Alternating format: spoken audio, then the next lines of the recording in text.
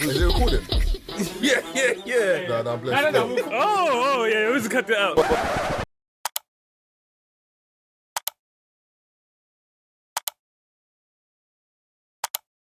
No, so there's two of them. So it's like, what does religion look like to you? And would you say you're spiritual? I was going to ask everyone that question, like, what does religion look like to you and are you spiritual? So obviously I can ask you first. Obviously you're a Christian and you're a Christian artist. So number one, would you say you're spiritual? Or no, what does religion look like to you and would you say you're spiritual? Sure. That's a good question. What's religion look like to me? I think being a Christian, it looks like allowing the principles of the Bible to navigate and shape your expression of life. So, for example, forgiveness, how do I... And I think religion in general doesn't have like... Okay, Christianity rather specifically is often seen from a myopic lens in which people assume it's just... Myopic? Listen. When you be dropping words like that, brother, you have to elaborate. Still. You have to elaborate. Okay, What is myopic? So it's seen like... So mono often one. means one. Yeah. Yes, it's seen like from one perspective, one view kind of thing. And often Christianity is seen from don't sleep around, don't get drunk, and whatever. And adultery. Yeah, all that kind of stuff. But in essence, there's stuff like conflict resolution, how to love your spouse, principles on business. There's so many great morals you can learn from the Bible, which you don't really tend to hear from the media because all they talk about is, maybe a Catholic priest doing a madness or maybe LGBT. all that kind of stuff, etc. And I think so for me, religion or Christianity or faith is about allowing your principles you live by to be navigated and determined by the Bible per se. And I'm a spiritual person, 100%. Christians believe in the Holy Spirit.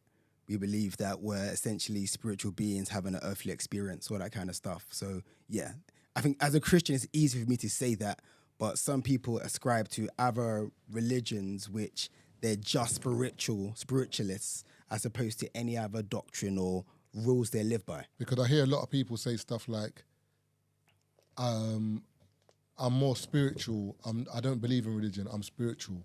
So when I ask them, what does that mean? I don't go to church. Like I pray in my house, or I don't conform to religion because I don't believe in it. But I pray to my God. I'm spiritual. So I've noticed people always kind of say that, or a lot of people say that. And I'm just like, it's interesting that like people say that. I think for me, I'm on the stance of the examples that you just gave, Marv, because there's still some things that I question.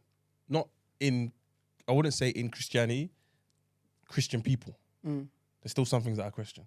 So it's like, I might have an auntie who believes one thing and is mad extreme, but she doesn't live by it.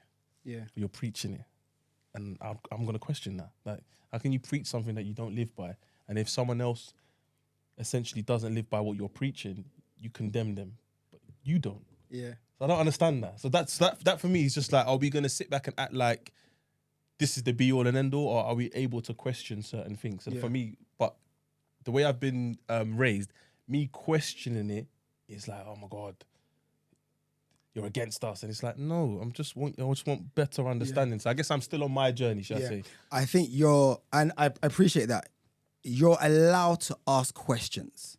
You're allowed to ask questions. And I think, again, going back to how we're raised, we're all African in this room.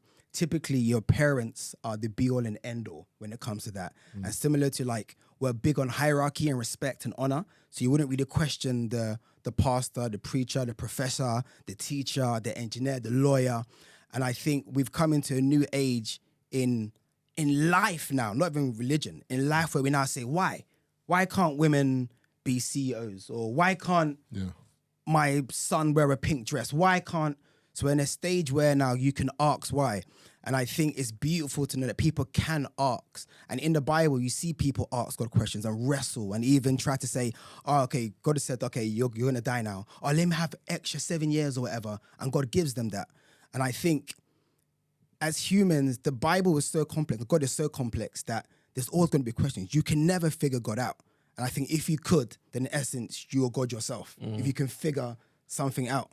I think the problem with Christianity is kind of what Tazer said. Not that I'm picking at you, by the way, that I feel like because there's so many Christians that have failed us, or we've seen like hypocrites or whatever, it's kind of made people like, oh, nah, man, I don't even believe you, bro. Oh, allow me, man. I'm stepping away from this because you're not living what you preach. But I think it's, you can't allow that person to waver your faith, if that makes sense. It's kind of because that, it's like, for example, this might not be the greatest example, but like, for example, policemen. There might be 90 policemen doing a good job, but then that one policeman doing a bad job, and you're like, oh, fuck police. I get it. There might have, to be honest, there's more than that, but I get what you're saying, but the majority are doing good. The majority are arresting criminals. The majority are keeping us safe. The majority are, you can ring them and they come to our aid. There's a few bad ones, but then that's like saying, I don't believe in the police system. It's kind of like, because the funny thing is a lot of people saying F the police, F the police. If someone burgled their house or there was something, who you ringing straight away? You're ringing 999. 118. No, but I thought, You're ringing 999 but immediately. So that shows that, remember, if you've got that stance where you're like, F the police, brother, then you should never ring them for there's anything. some people that will act as if that the way they live their life is better than yours because their faith is stronger. That's fine. But that doesn't mean that if I was to phone God now, he's gonna answer your your phone call stronger than mine. No, I hear that, but remember, that's or your connection, sorry, stronger than mine. But that's a me and you problem. That's not a God problem. I'm not saying it's a God problem. that's I'm my saying point. the way you're talking to me is as if it's a me problem. No, I hear that, but remember, you can't allow that to distinguish your relationship with God because, for example, I'm a Christian, I think I'm better than you. All right, I'm a Christian, I think I'm better than you. All right, live your life. God's judgment, like, I can't run off you, but a lot of people will now see that and allow that person to, like, for example, if you go to the church and then someone's like, what are you wearing? You can't wear that to church. That's a member of the church. That's not the church. So someone will allow that person to run them out of the church and say, I'm not coming to church. I don't feel comfortable when I go to church to the judging what I wear. That's one person in the church. It's like life in general. Like, people are going to chat shit. Like, church is just like life. It's just in a room. So in church, you do get people who are not doing the right thing. But going back to what Faith said in regards to that might be an elder, that might be someone's mum, someone's auntie. So by me adhering to what she's saying, I might not be doing it because it's the Christian way. I might just be doing it because I respect her. Do you know what I'm saying? I can't disrespect her by chancing it and saying, no, I'm going to wear what I'm going to wear. You might know I'm not. You are. I'm not religious, you know what I mean? I'm not Christian or whatever, but I look at, so you think of a church, right? And this is from when I was growing up, I look at it as a house, you know what I mean? So let's say we go to your house to pray, you know what I mean, praise the Lord, do whatever, you know what I mean? We are all there, you know what I mean? The Lord is within that house, we're doing whatever, but at the end of the day, I'm in his home, and there's certain ways, you know what I mean, that he would like for me to conduct myself in his home, essentially, you know what I mean? We're still speaking to, you know what I mean, to the Lord, we're still doing this, you know what I mean? And, you know, the be-all and end-all is the Lord, but still, you know what I mean, as a human being, as a person, I still also kind of have my, you know, rules of conduct, how I would like you to, you know, conduct yourself within my home. And I feel like the church is similar. Sometimes people feel judged and stuff like that. You know what I mean? There's 100 people in this room that have all come to, you know what I mean, to pray to the Lord, essentially. And, you know, like, let's use dress code, you know what I mean? You know what I mean? 92 of us have decided that, you know what I mean, we would like for this to be the standard of dress, essentially, you know what I mean? And I feel like as a person, if you, well, it's the Lord and I want to come in here naked, I feel like that then becomes disrespectful because you're now, you know, not respecting the other people you're worshiping with, essentially. So I think that's what some people then have an issue with, where, you know, somebody will bring this up and it feels like, oh, the person's questioning X, Y, Z. I'm like, just look at it as you are in somebody's home, or you're in, you know, you're in a room with a bunch of people and we have a code of conduct, you know what I mean? We would all like to be comfortable here, essentially. And if you feel comfortable naked, that is fine. But 94 other people would feel comfortable if you had some clothes on. Yeah. You know what I mean? And I feel like that's where some people... But that makes sense though, because at the end of the day, like, as much as you might be good at your job based on what you've put on your CV, there's a certain uniform you have to wear to work. Yeah. You can't turn around and be like, yeah, but I can get my job done. I can wear what I want. This is not the type of establishment. Yeah. So can you leave the tracksuit? I feel like there's just a balance you have. Wear a shirt tomorrow. Yeah, other human beings. That's my point. You say that, but like in terms of God and whatever, God never said, "Come to me in a suit." Mm-hmm. You never said that. Where does it say that in the Bible that you have to see me in a suit? These were policies that are made by people in the church. That's why even one of the examples that Jesus got vexed that time in the temple and turned the table over. He's like, brother, why are you not making all these rules? Like, I didn't tell you to make all these, like, so I'm saying, in terms of church, obviously don't come naked.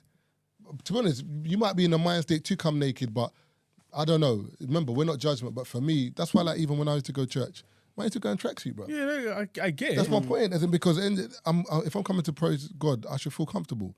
If you wanna wear a suit, wear a suit. However you wanna come to this church, come as you are. Yeah, but I wouldn't judge someone for wearing a tracksuit Yeah. or But a you know, suit. love, some people are. I love what Keith said about going to someone's house, because when you go to Dubai and you go to visit that mosque, you are covered. I've been to that mosque, beautiful. And when I go there, I respect the rules.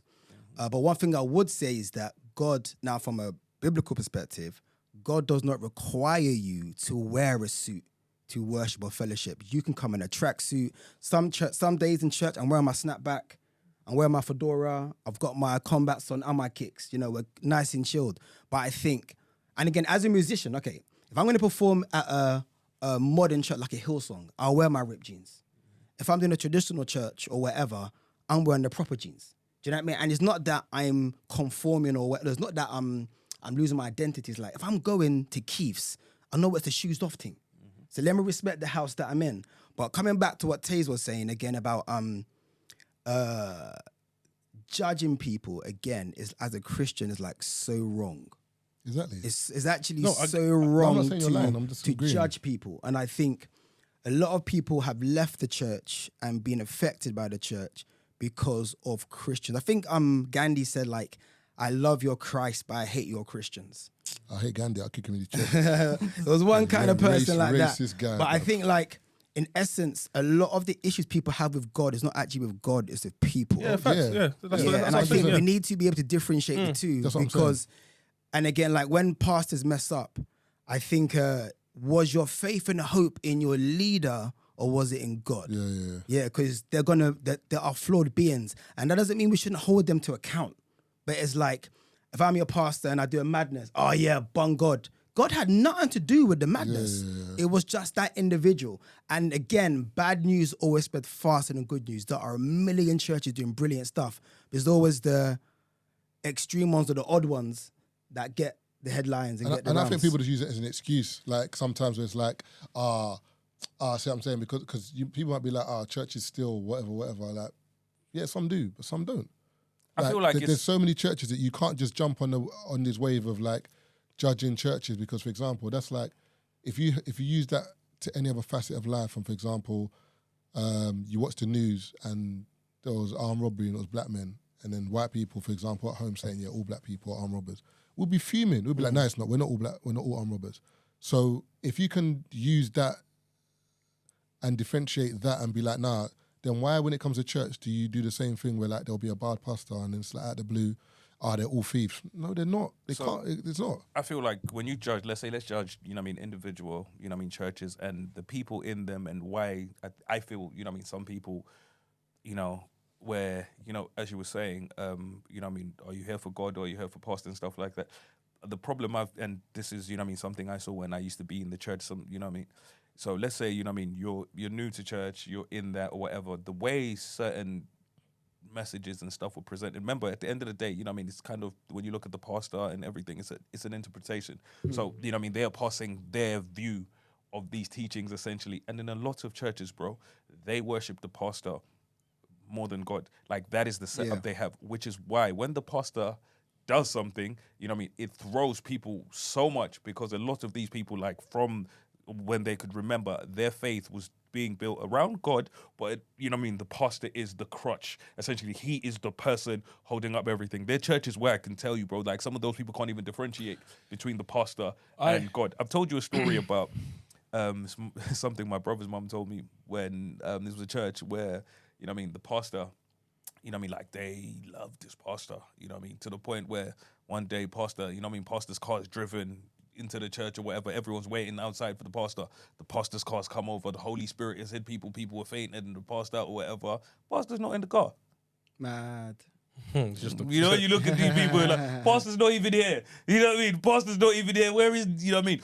But like I'm saying, for them, like the worship of this person is so strong, you can't even differentiate. That's why I'm not sure if you've seen what's happening in Kenya with the pastor, where his congregation, where he's, basically he's told people to fast. And it's a borderline cult. They found, last time I checked, I think it was 109 bodies. Like just graves full of people who just fasted until they died. Wow. 109 people. Where like, and I was like, God, Jesus never ever made people fast until death. I don't even think Jesus made anyone fast for 40 days with him. People like, you know what I mean? And you think to yourself, like, if you're going to do all of that, you know what I mean? Your belief is so deep in this person, you know what I mean? It surpasses what's in the teachings, essentially, because there's nowhere in this, you know what I mean, in the scriptures where it tells you do not eat anything for 40 days plus. People are dropping like flies. So you find that some people, you know, it affects their faith so much because their faith is tied to a person. Yeah. But can we wait, is everyone shared their point? No. What was the... In terms of... you haven't answered. Would you say yes? Would you think of religion and would you say you're spiritual? You haven't answered. I was going to say I'm a deist. Who? I'm a deist. So for me, I do believe in a higher power, because you know you have atheists, you know what I mean, people that believe in nothing essentially. So as a deist, you know what I mean, it is a belief in a, you know what I mean, in a higher power or a God of some sort, you know what I mean, who's created the world, brought everything here, but he's also, you know what I mean, a God that doesn't interfere with how things work. So you know how, you know what I mean, as a, you know what I mean, religious person, as a Christian person, as Muslim or whatever, you believe in, you know what I mean, God's effect on the world and, you know what I mean, God's rules, God's teaching. So for me, I genuinely believe, like, I'm not arrogant enough to believe that I am the be all and end all and, you know, that this is whatever. I genuinely believe that there is a higher power. I also believe that I don't understand how it works. So, you know what I mean? So for me, that's kind of my belief essentially as a deist. I also do believe that, you know what I mean, there's no interference from, you know what I mean, said entity that has... So what he's planned. No, there's no plan. There's no, you know what I mean? There's no, hey, this is gonna, you know what I mean? I've affected this in this way or this way, you know what I mean? I genuinely believe we've been brought here by a higher power. I also can admit that I don't understand how it works. And I don't believe, you know what I mean, what is out there is how it works. You know what I mean? So I can sit there and say, you know what, of everything that I've learned and I've seen, I don't think that is what it is. So before you pivot, I think your introspective is beautiful. Because I think, and I think, I know you're not, but what you said sounds very Christian, in which, like, there's a lot of things as Christians we don't understand. And there's certain times when God does get involved and he doesn't get involved. And it's like, yo, why didn't you get involved this time? Or like people ask, why does God allow bad things to happen? Like I listened to something where a dad was changing his baby. He turned around and then by the time he had looked back at the child had kind of rolled off the counter and kind of like passed. Do you know what I mean? And people are like, oh, like, where was God in that kind of thing? And it's like, if God didn't give us free will, how... Would you learn from that mistake? Yeah, not just how would you learn from a mistake and when does it get involved? It can be a bit tricky, you know, so I love how we can ask questions and navigate that. And even down to the preacher telling people to do some madness. I'm so big on like leaders in general being very cautious about how they handle people. And the Bible even said that teachers will be held to higher account on the last day. Because if I'm a steward, if I'm stewarding people and saying, we're going to fast for 1,000,000 days, 50 days, whatever, what are the implications of what I'm telling them? If I say that, I don't know, if you've ever had a child out of wedlock, whatever, you're going to hell. I'm not saying that's in the Bible, whatever. Just something random like that. That's going to have adverse effects on people. If you come to visit my church and I say, you can't come to my church in a do-rag, whatever, that's going to potentially put you off ever going to a church ever again.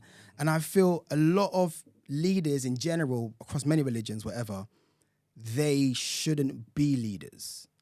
They should maybe be a teacher of that word or wherever. But to be in a position of leadership is so important because one mistake I make can alter one's perspective in life. But what's the governing board in order for you to verify that, okay, cool, you've gone through what you need to go through in order to be a leader? Because sorry to make it trivial. The governing board, bro. You got Bible school though.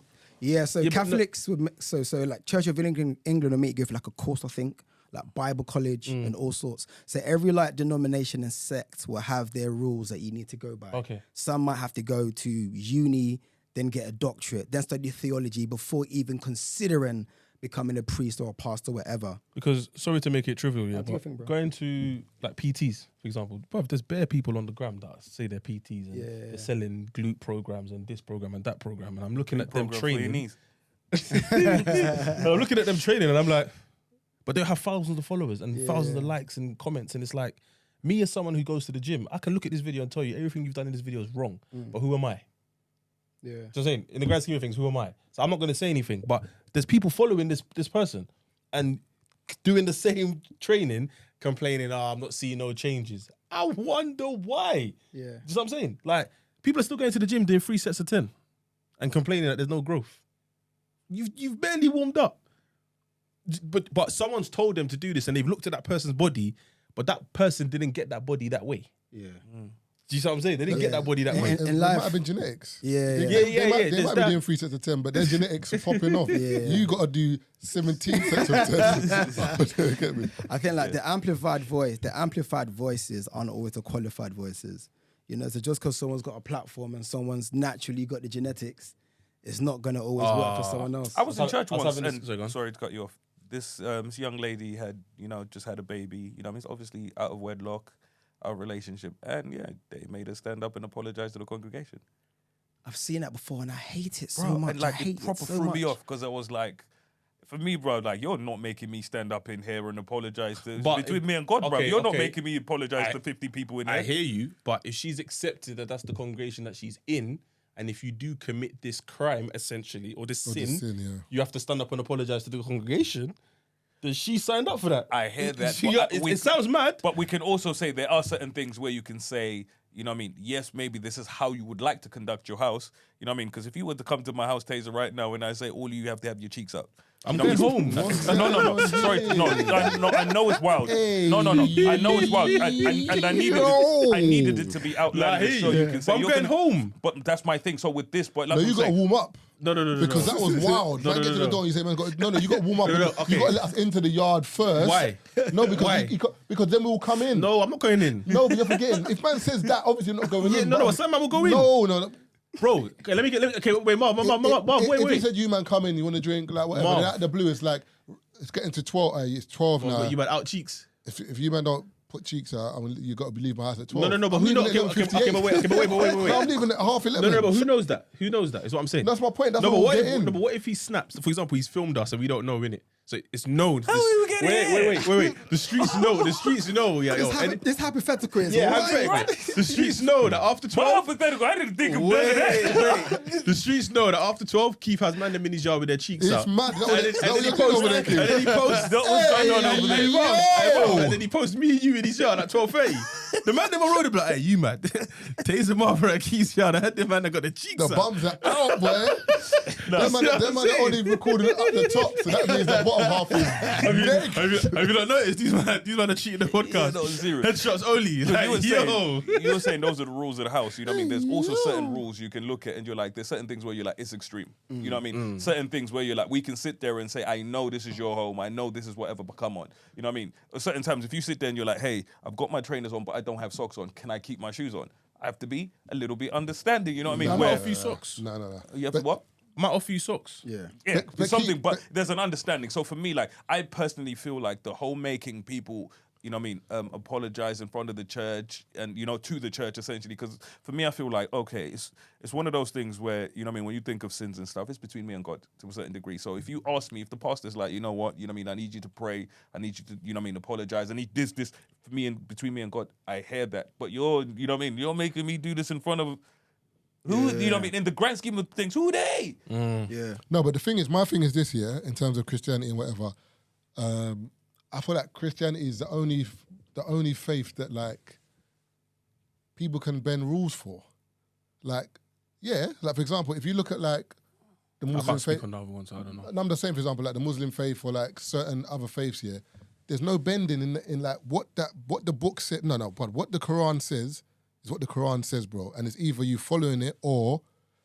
But is it down to interpretation, not bending? It's not even, remember, for example, it's not even about interpretation. It's just, for example, if the Quran says this is not what you're allowed to do, you're not allowed to do it. If you want to do it. People still do it. No, yeah, that's what I'm saying. If you want to do it, you can, but it's sin, innit? And we're not championing that.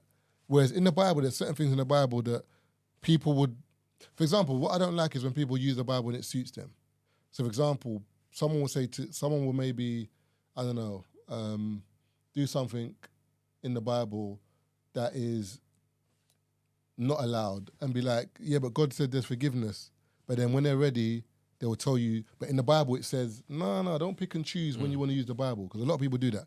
Where it's something that when it's something that they want to pick, like God said, for example, someone might say, homosexuality. In the Bible it says it's wrong. Cool. But my guy, you've been committing adultery for the past 4 years. Is that not wrong? You lie every day. You still, there's so many things you do that in the Bible says you shouldn't. But it's like you want to pick something out the Bible when it suits you, but live a life full of sin. So I'm saying, like, people do this thing with like Christianity that like they kind of pick and choose when they want to read when they want the holy book to matter to them when it doesn't. And I'm saying, to be honest, people might do it with other faiths, but I'm just saying in general, in terms of Christianity, maybe because it's one of the biggest religions in the world, it's kind of hard to police because everyone views it in their own way. Yeah. So like you might remember the Church of England. There's Catholic, there's Pentecostal. There's all different denominations that slightly have a different variation. Like for example, Church of England don't believe in abortion, right? Or they do. I think it's Catholics don't believe in abortion. One of them. A Church of England doesn't mind it. For example, so it's like, all right. What's the one that they wear all white? White garment, celestial CNS. That one. Yeah, I came from that. I was born into that. Yeah. But I'm going back to what you said. I think the reason why people pick and choose is because, in essence, a Christian is someone who's accepted as that they're a flawed being. So we're never going to attain perfection, but we should strive for it. Yeah. So, for example, I might not kill, I might not steal, I might not do anything, but if I struggle with pride in my heart, that is still a sin. Yeah. Now, different sins have different consequences. If I steal a penny sweet, that's different. If I shoot someone, that's totally different. And I think, again, if we have more grace towards people when they make mistakes, we'll see more of ourselves in them.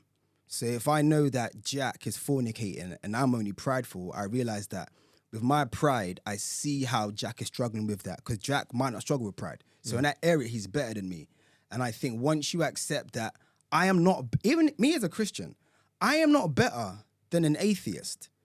The difference between me and an atheist and I is that I've accepted that I'm a flawed being who needs someone perfect to help them on their journey and to get into heaven. That's the only, I'm not better than anyone else. But some Christians have the perspective that I'm better than Keith because he's a deist.